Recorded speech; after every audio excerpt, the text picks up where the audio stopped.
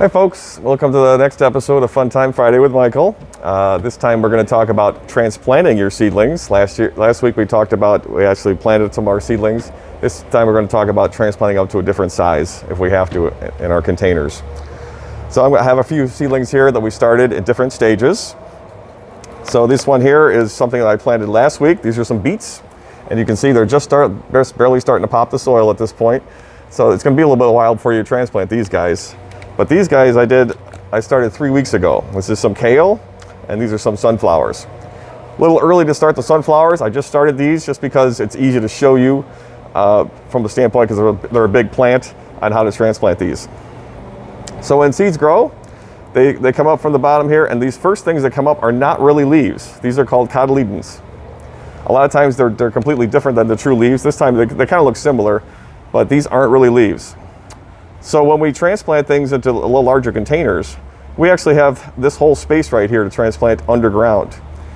Every time you put your seedlings in a planter like this, again, even if you put light as close as possible, they're going to do a little bit of stretching, looking for some extra light. So even if you had your lights on there like we talked about last week, they're going to do a little bit of stretching like this. So at this point, we have our cotyledons popped up, and we have our first set of true leaves. So it's when you have that first set of true leaves, that's when is a good time to transplant them up into a larger container. So this is a pretty big plant, so we wouldn't do something like this. So this is something we want to transplant up into a little bigger pot even. So even this is a 4-inch pot, or like a 6-inch pot even would be preferable for these guys. So in this case, we can see the roots are starting to curl a little bit down the bottom of the pot. We just kind of tease them a little bit like this, just to make sure they're not all clumped together. And I'm going to put them in a pot like this. So again, I have all this space between here and here to put the underground in any type of plant that you're going to transplant up from this point. So I'm just going to put it in the bottom of the pot like this. Give it a little bit of extra soil around it. So that's why it's not as gangly, and so now I have it transplanted up in a little bigger pot. It depends on if we have, how long of our winter we still have and how long of a cool season we have. You may have to transplant this up to a little bigger pot even at this point. But again, you still have this little bit of gap right here to if you want to move it up to a bigger pot in the future. These cotyledons actually shrink and shrivel up after time, and these new leaves take over, and the plant grows from there. So again, something like this that we started last week, again, it's going to take probably another week or so before we want to transplant these, or we have another option as well. I'm going to show you those. So in this case, this is some kale that I planted here in some of these 4-packs. You can either do this. You can do a couple things. You can say, I want to transplant them into a different container, so I can get them to a bigger size on their individual basis. So I can transplant some of these up into one of these kind of containers. So same kind of thing. You're just going to fill this up with a little soil. And then as you use our name tag as a little scoop to get these plants out. And see, there's multiple plants in each of these cells, so I want to separate them out if I can.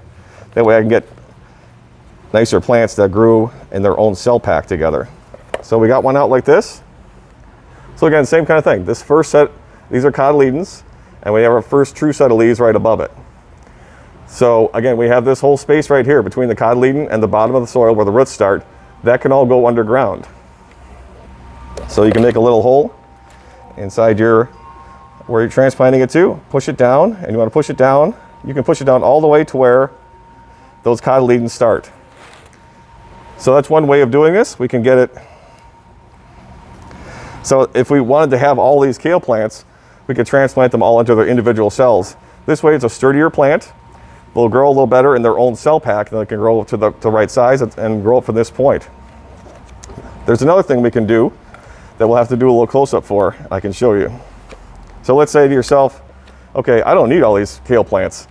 I only need a couple that I'm going to put in these cell packs. You can keep them in these cell packs and just do this. So at this point, I would look at this cell pack and say, okay, which one of these I want to keep? I'm going to pull out and take out the ones I don't want.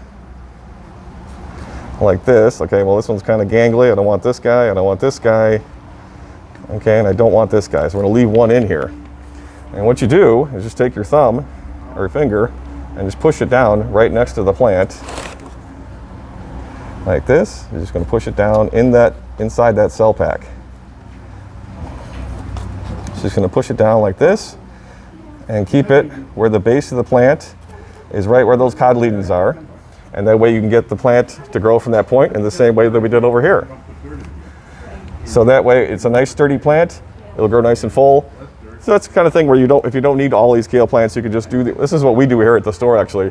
We go around and push all these plants down to get it to where the cotyledons are right down below here. So that's it for today for transplanting. It's a little quick one today. Again, you can transplant up to bigger pots and all kinds of things at different stages. Just make sure you wait till you get the true leaves and get the thing ready to go. And we'll go from there. So next time we're going to talk about transplanting the bigger pots and moving and adjusting things to outdoors at that point. So thanks for stopping by. Have a good day.